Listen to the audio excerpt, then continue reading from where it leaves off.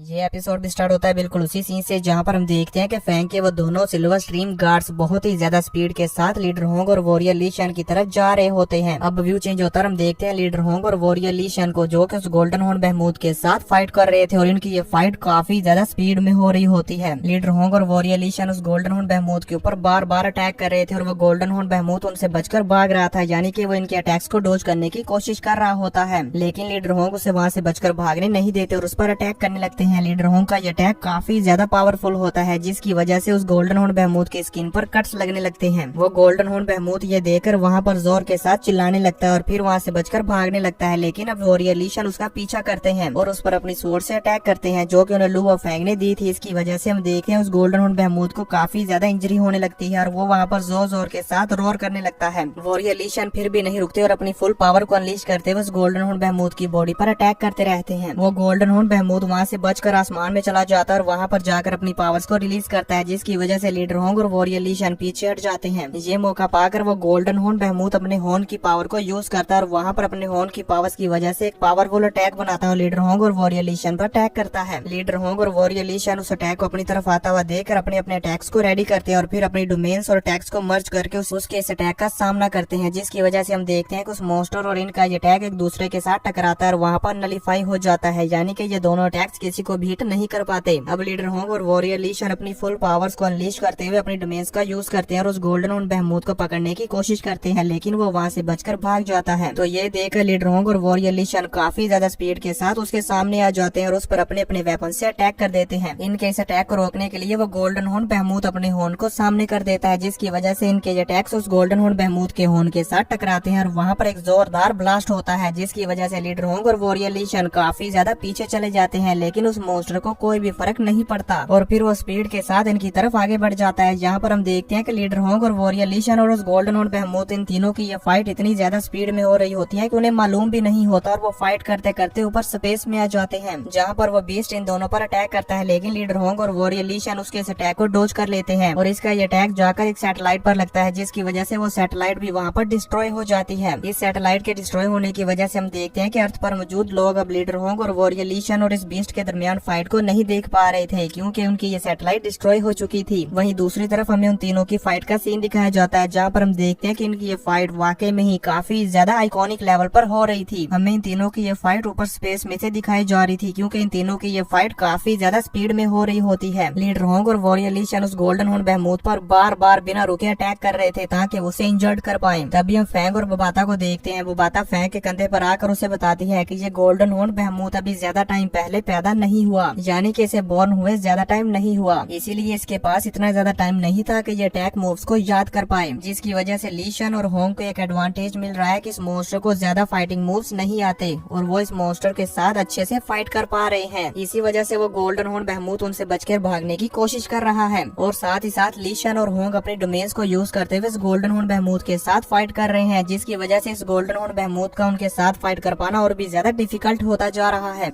अब हम देखते हैं कि लीडर होंग और वॉरियर ली शन उस मॉन्स्टर पर अटैक कर ही रहे होते हैं कि तभी वो मॉन्स्टर उनके अटैक्स को डॉज करते हुए जल्दी से भागकर समंदर के अंदर जाकर छुपने लगता है। लेकिन ये दोनों उसका पीछा नहीं छोड़ते और उसका पीछा करते करते उस पर पानी के ऊपर से ही अटैक करने लगते हैं, जिसकी वजह से वो गोल्डन हॉर्न बहमूद समंदर में बचकर नहीं जा पाता और उसे लीडर होंग और वॉरियर ली शन पर काफी ज्यादा गुस्सा आता है क्योंकि वो इनसे बचकर भी नहीं भाग पा रहा और इनके अटैक्स को भी डॉज नहीं कर पा रहा, जिसकी वजह से वो काफी ज्यादा इंजर्ड होता जा रहा है। अब वो मॉन्स्टर गुस्से में पानी के अंदर से बाहर आता है और लीडर होंग और वॉरियर ली शन के ऊपर एक जोरदार रोर करता है, लेकिन लीडर होंग और वॉरियर ली शन उससे नहीं डरते और उस पर अटैक करने लगते हैं। यहाँ पर हम देखते हैं कि लीडर होंग और वॉरियर ली शन ये दोनों मिलकर अपना एक काफी ज्यादा पावरफुल अटैक क्रिएट करते हैं और ये अटैक देखने में ड्रिल टाइप अटैक लग रहा था। ये दोनों काफी ज्यादा स्पीड के साथ घूमते हुए इस गोल्डन हॉर्न बहमूद की तरफ आगे बढ़ रहे होते हैं, जिन्हें वो गोल्डन हॉर्न बहमूद भी देख लेता है और जल्दी से अपनी टेल का यूज करते हुए लीडर होंग और वॉरियर ली शन की इस अटैक के साथ अपनी टेल को टकराता है, जिसकी वजह से हम देखते हैं कि वहाँ पर एक बहुत ही ज्यादा जोरदार ब्लास्ट होता है। ये ब्लास्ट अर्थ के सबसे ज्यादा बड़े हाइड्रोजन बॉम्ब से भी ज्यादा बड़ा था। आप सभी लोग स्क्रीन पर देख ही सकते हैं कि ये ब्लास्ट कितना ज्यादा बड़ा था। हमें ये ब्लास्ट स्पेस से दिखाया जाता है जो कि वाकई में ही हाइड्रोजन बॉम्ब के अटैक से भी ज्यादा बड़ा था। इस इतने ज्यादा पावरफुल ब्लास्ट को देखकर लुआ फैंग के तो पसीने छूट रहे थे और वो यहाँ पर काफी ज्यादा हैरान भी हो रहा होता है। तभी दूसरी तरफ हमें वारगोड पैलेस का सीन दिखाया जाता है जहाँ पर कमांडर जियाब इस ब्लास्ट को देखकर काफी ज्यादा शॉक्ड हो गए थे और इसी वजह से हम देखते हैं कि उस ब्लास्ट के आसपास के एरिया में सुनामी भी आ गई थी, क्योंकि लीडर होंग और वॉरियर ली शन और इस गोल्डन हॉर्न बहमूद के दरमियान ये फाइट समंदर के ऊपर हो रही थी और ये अटैक भी समंदर के ऊपर ही हुआ था। इस अटैक की पावर फोर्स इतनी ज्यादा थी कि समंदर का सारा पानी आसपास के एरिया में फैल जाता है, जिसकी वजह से वहाँ पर सुनामी आ गई होती है। अब हमें इस ब्लास्ट के कुछ देर बाद का सीन दिखाया जाता है, जहाँ पर हम सबसे पहले उस गोल्डन हॉर्न बहमूद को देखते हैं। लीडर होंग और वॉरियर ली शन के इस कंबाइंड अटैक की वजह से हम देखते हैं कि उस गोल्डन हॉर्न बहमूद की टेल काफी ज्यादा इंजर्ड हो चुकी थी, जिसे देखकर उसे और भी ज्यादा गुस्सा आ जाता है और वो वहाँ पर जोर के साथ दहाड़ता है। इसी के साथ वो जल्दी से अपनी फुल स्पीड को यूज करते हुए लीडर होंग और वॉरियर ली शन के पीछे आ जाता है और उनके पीछे आते ही वो अपनी स्वेल्विंग एबिलिटी को यूज करता है, जिसे देखकर लीडर होंग और वॉरियर ली शन जल्दी से वहाँ से अपनी जान बचाकर भागने लगते हैं। फैंग उस मॉन्स्टर को अचानक से उसकी एबिलिटी यूज करते हुए देखकर एकदम से चौंक जाता है और कहता है कि ये तो उसका डिवोरिंग मूव है।